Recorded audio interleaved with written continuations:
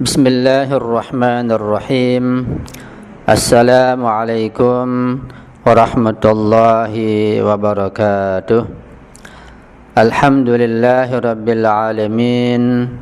Wa sallallahu ala sayyidina wa maulana Muhammadin wa ala alihi al-tayyibin al-tahirin wa ashabihil muntajabin, amma ba'du. Ma'asyiral muslimin wal muslimat rahimakumullah, para pecinta kajian fikih puasa. Hari ini kita sampai kepada halaman 323 dari buku Daras Fikih tentang bab puasa. Dan kita sudah menjelaskan beberapa hal tentang muftirat, hal-hal yang dapat membatalkan ibadah puasa. Dan muftirat yang kelima adalah sampainya debu tebal ke tenggorokan. Ini pun berdasarkan ihtiyat wajib atau ihtiyat wujubi. Penjelasannya adalah yang pertama, berdasarkan ihtiyat wajib atau ihtiyat wujubi, pelaku puasa tidak boleh menelan debu tebal seperti debu yang muncul ketika menyapu tanah, atau mungkin ketika rumah sedang dibongkar atau ada pembuatan jalanan, kita lewat di situ ada sedang mengepul debu yang tebal masuk ke tenggorokan. Ketika debu tebal masuk ke tenggorokan tertelan, maka menjadi batal puasanya. Adapun sekadar masuknya debu ke dalam rongga mulut dan hidung tanpa memasuki tenggorokan, tidak dihukumi membatalkan puasa. Itu kalau debu yang hanya sampai ke tenggorokan saja, ataupun debunya tipis, maka tidak membatalkan puasa. Tetapi asap rokok dan tembakau lainnya berdasarkan ihtiyat wajib dapat membatalkan puasa. Nah, rokok lain, rokok sekalipun asapnya sedikit atau tipis atau sejenis rokok, maka dianggap membatalkan ibadah puasa. Jadi singkatnya, merokok adalah suatu hal yang dapat membatalkan ibadah puasa. Penjelasan yang kedua, apabila pelaku puasa menderita penyakit sesak napas dan dia menggunakan obat semprot dan menyemprotkannya ke dalam tenggorokannya, meskipun terbuat dari gas dan bubuk, maka keabsahan puasanya berada dalam masalah. Artinya tidak sah puasanya ketika dia menyemprotkan alat tersebut ke dalam tenggorokannya, maka keabsahan puasanya berada dalam masalah. Jika berpuasa tanpa menggunakan alat semprot tersebut merupakan suatu hal yang tidak mungkin, nggak bisa puasa atau sangat sulit untuk berpuasa, maka dia boleh menggunakannya dan secara ihtiyat wajib untuk tidak melakukan hal-hal lain yang dapat membatalkan ibadah puasa. Dan jika telah menghentikan pemakaian, maka dia harus mengqadha puasanya. Jadi ada seorang yang tidak bisa puasa kecuali dengan menggunakan alat semprot tersebut, maka dia boleh menggunakannya, tetapi puasanya batal, dan dia tidak boleh melakukan hal yang lainnya yang muftirat, dan tetap harus melakukan qadha puasa setelah dia sembuh dari penyakitnya tersebut. Baiklah, kita masuk pada halaman 324, daras yang ke-60, puasa bagian 4. Pokok bahasan muftirat lanjutan. Yang ke-6, memasukkan seluruh kepala ke dalam air. Ini pun berdasarkan ihtiyat wajib. Penjelasannya yang pertama, pelaku puasa apabila dia dengan sengaja memasukkan seluruh kepalanya ke dalam air berdasarkan ihtiyat wajib, puasanya menjadi batal dan dia harus mengqadhanya kemudian. Ini salah satu kelebihan dan kekhususan mazhab Ahlul Bait alaihissalam atau mazhab Syiah Imamiyah.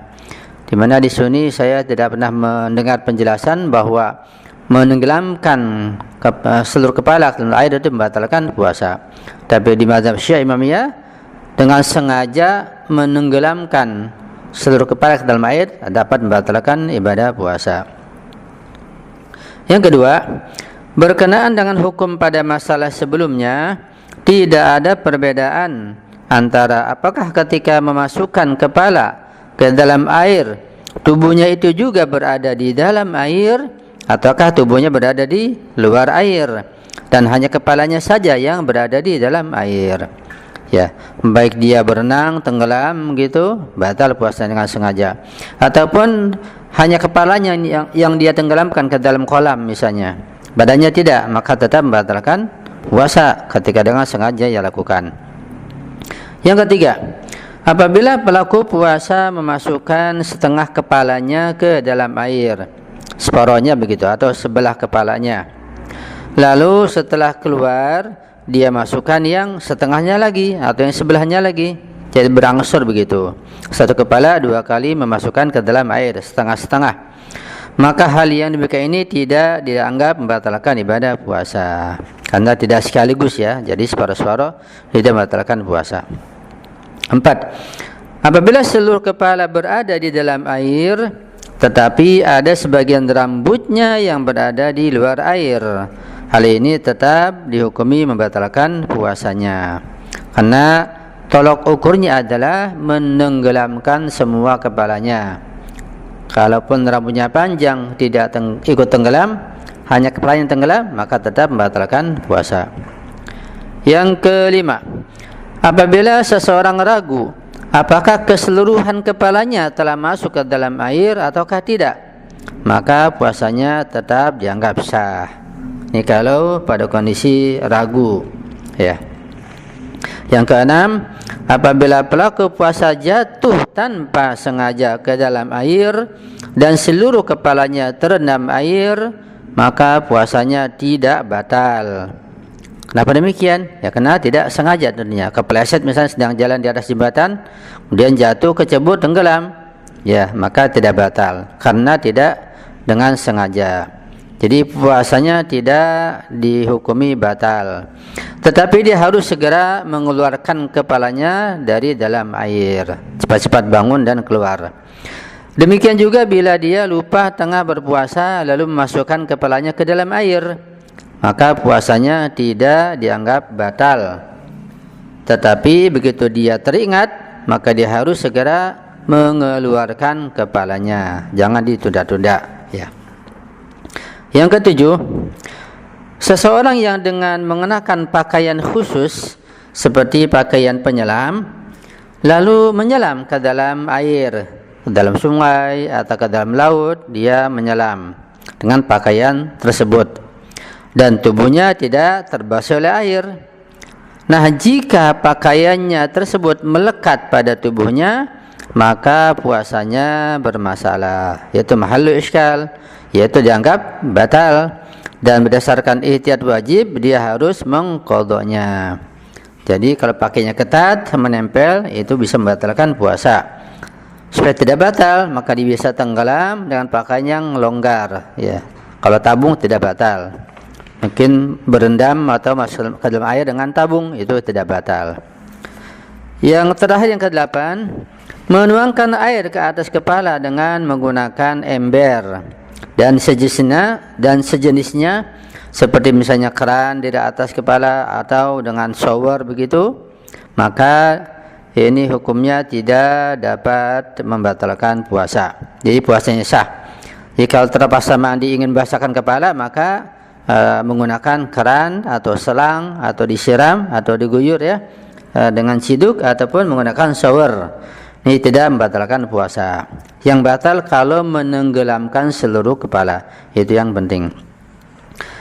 Sampai di sini beberapa hal tentang yang membatalkan puasa karena menenggelamkan seluruh kepala, yang merupakan kekhususan mazhab Ahlul Bait alaihissalam yang tidak terdapat di mazhab yang lainnya yang saya ketahui seperti itu. Sekian, mohon maaf jika ada kesalahan, kehilafan tolong dikoreksi dan diperbaiki. Dan Kami mohon doa antum selalu.